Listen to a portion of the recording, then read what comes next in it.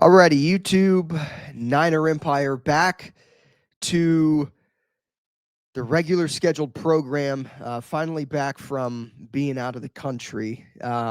Obviously, if you guys didn't watch my most recent video, I mentioned in that video, that I wouldn't be uploading a preview video to Week 4 versus the or a post game recap video to the Jaguars game Week 4, or a preview video to the Thursday night game versus the Rams.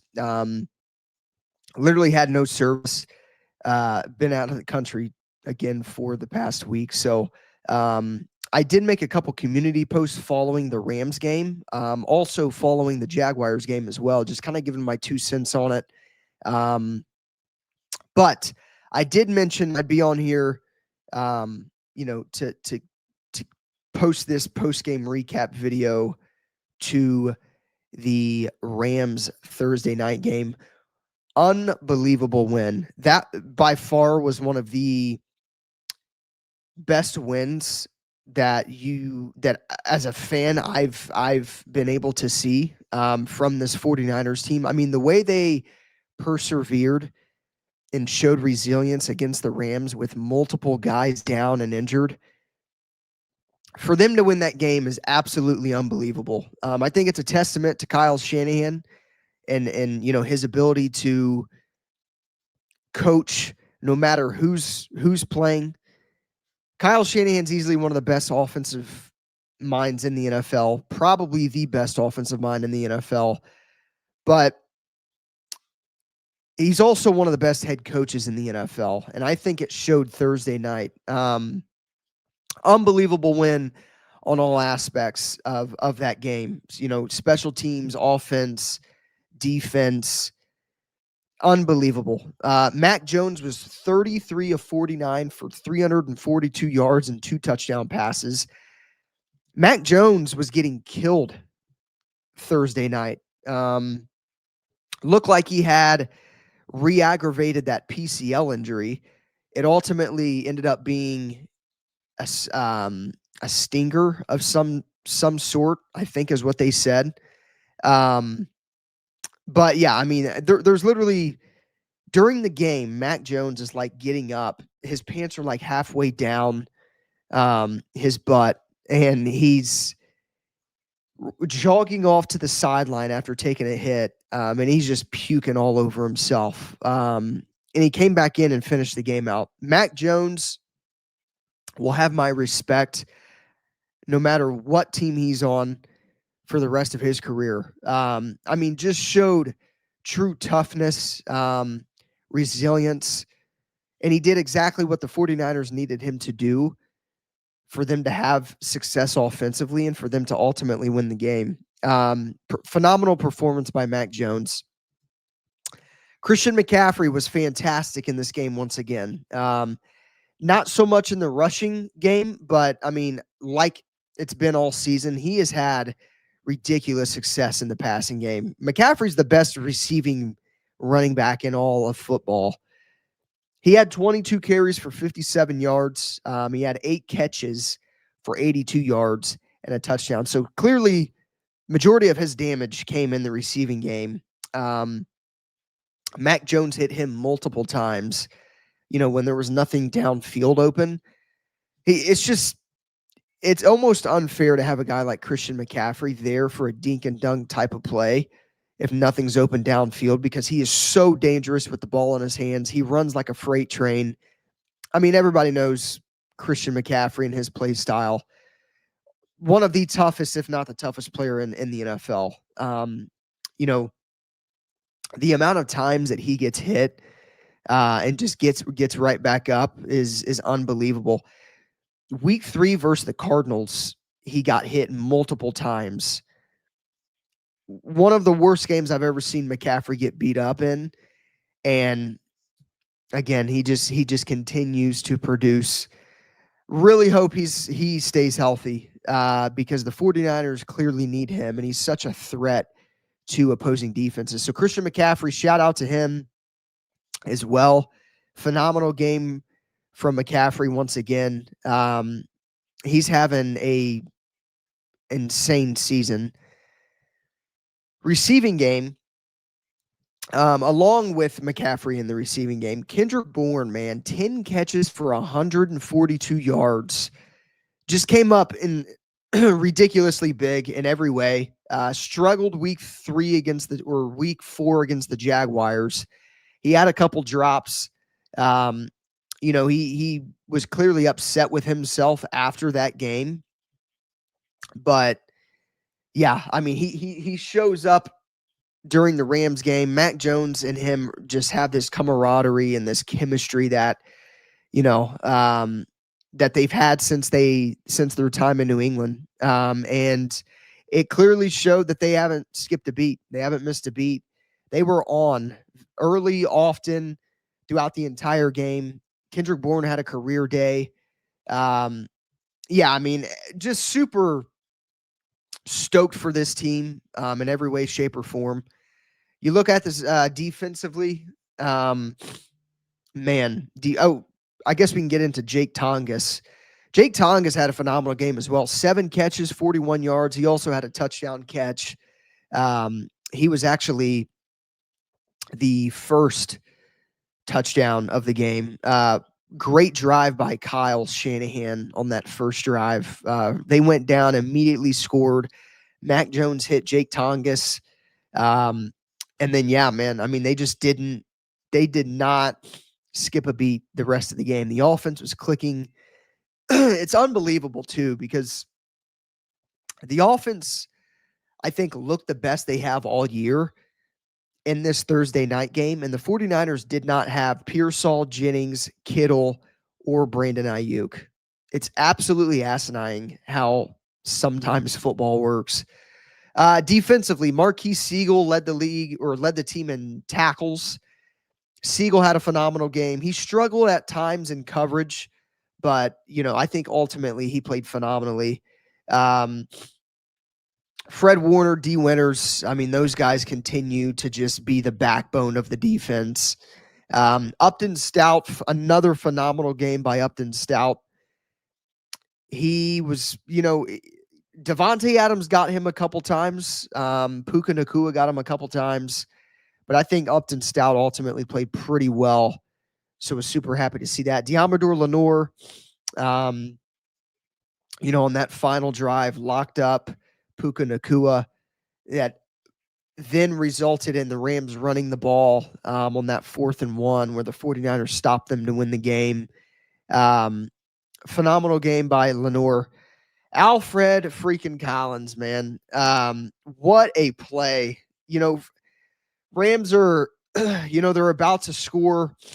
They're about to score, and, Alfred Collins, they're about to score to what could have been to win the game. And Alfred Collins comes out of nowhere and punches the ball out of Kyron Williams, literally on like the half yard line to the end zone. If Alfred Collins doesn't make that play, the 49ers, they may not win that game. Unbelievable play by Alfred Collins there. Just unbelievable in every way, shape, or form.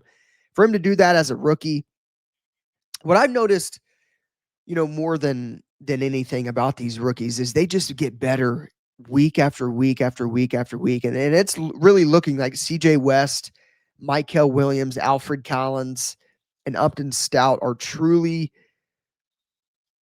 and let's not forget about Siegel as well, but those guys are truly just turning into, phenomenal players on the defensive side of the ball. And that's exactly what the 49ers needed coming into this season. They needed guys like Siegel and Stout and CJ West and Michael Williams, Alfred Collins. They needed these guys to really step up and attempt to fill the shoes of the previous guys that were starters at their positions. And they've done that. And they're getting better week after week after week. So it's super cool to see that. It's super cool that Alfred Collins was the one to make that play because, again, I mean, that changed the entire game. And who knows if the 49ers win that game. Alfred Collins was the hero of the game without a doubt. But yeah, just phenomenal. Special teams, Eddie Pinheiro, 59-yard field goal in that game to put the 49ers up by 3. Obviously, the Rams ultimately tied it, but puts the 49ers up by 3. Just an insane kick. I mean, it feels so good to have a kicker like Pinheiro, Eddie Pinheiro, that is just making every field goal, knock on wood, of course. But Pinheiro's been playing phenomenally. He was perfect in this game. He did have one kick. I'm pretty sure it was the kick in overtime that hit the left upright on the inside, but again, ultimately went in. But yeah, Pinheiro was perfect in this game. It feels so good to have a field goal kicker that you can trust. Kyle Shanahan even mentioned after the game that they were debating on punting the ball in overtime there, but they said, screw it. Let's send Pinheiro out there. And Pinheiro delivered from 59 freaking yards. That looked like it would have been good from 63, 64 yards. So what a game from Eddie Pinheiro as well. We can't forget about him. But I definitely wanted to share this video. So this is the locker room following the game. Just scenes. That's all you can kind of say about this. Here is the locker room following the win versus the Rams. All the way to the and D. Who stopped that dude on the goal line? Alfred, hey, Alfred got the strip, right? D line, man. Alfred, you making that strip? Alfred, come on. Hey,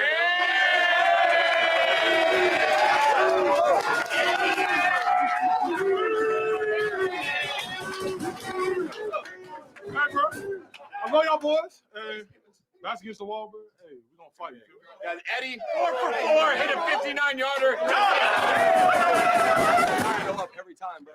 That's why football is the greatest team sport. You guys have my back. I appreciate it, man. How'd you want me? Yes, sir. So that was the locker room following the Rams win. You can just tell, man, everybody is just bought in. And that's exactly what you need. When you have and the 49ers under Shanahan and Lynch have always had a good culture, good locker room, whatever. But it's super cool to see those types of videos after such a big win like that one was. And yeah, man, I mean, for them to win in the manner that they did with so many good players down is just insane. I think it's a testament to Kyle Shanahan's coaching. He clearly is one of the better coaches in all of football. He's the best offensive mind in football, but I don't think he gets enough credit for being one of the top head coaches. I mean, I think Shanahan's a top 3, top 4 head coach in all of football. I mean, it is very hard to win a game with how many players were down for the 49ers, but to win a divisional game against the Rams with the team that they have, it's unbelievable. Just unbelievable in every way, shape, or form. Now, injuries following this game. We'll get into injuries, and then obviously I think we're getting on like 14 minutes here, and then we'll wrap it up. But 49ers are planning to open the practice window for Malik Mustafa next week. So he will be returning soon. That is big news. George Kittle, who again had the hamstring injury, he is considered a long shot to return in week 6. But Shanahan did mention that it was more likely that he would return week 7 against the Falcons on Sunday Night Football. So likely will not be playing next week against the Bucs, but more than likely will be playing against the Falcons. Alfred Collins is day-to-day with a knee sprain. Doesn't seem too serious. Upton Stout has an ankle sprain, but it's not a high ankle sprain, so he is considered day-to-day. And then Yeturgros Matos is expected to miss some time with a hamstring strain. So not ideal that we didn't get to come out fully healthy from that game. But, some of these don't seem too serious, and that's all you can kind of ask for. And then Brock Purdy, again, obviously was ruled out for the Thursday night game. I guess he talked to Kyle Shanahan on the phone following the Jaguars game and was complaining about soreness within his knee, or within his toe, not his knee. As a precaution thing, they ruled him out of week 5 versus the Rams. And Brock Purdy is now considered week to week with that turf toe injury. So turf toe, again, I mean, that can be a lingering injury throughout the entirety of the season. Obviously, Burrow's got it. He's got a more severe case of the turf toe, but he's done for 3 months. He's got to get surgery on his. So, I'm hoping that that's not what happens with Brock Purdy. I think the 49ers are in a really good situation when it comes to having a quarterback like Mac Jones that has been playing at the level he's been playing, that can get you wins here and there when you need them and when Purdy goes down. But Purdy needs to get fully healthy. I don't know how long that's going to take. I would like to think that he's back at the latest going into the Sunday night game versus the Atlanta Falcons, but I don't know, man. I really don't know. I mean, it's kind of irritating. I'm not going to lie. It's the most annoying thing in the world for him to come back. We get told that he's finally healthy, he's ready to go, and for him to have some type of setback and now he's going to be out even longer. It's just annoying. But good thing Mac Jones is playing at the level he's playing, and we just got to hope that Brock Purdy gets back soon. I'm not getting into any quarterback controversy. Clearly, this is Brock Purdy's team. The 49ers don't have a quarterback controversy. They have a good quarterback situation, and that's just the fact of the matter. We know who QB1 is. It's Brock Purdy. He needs to get healthy and then come back. He struggled because he hasn't been healthy.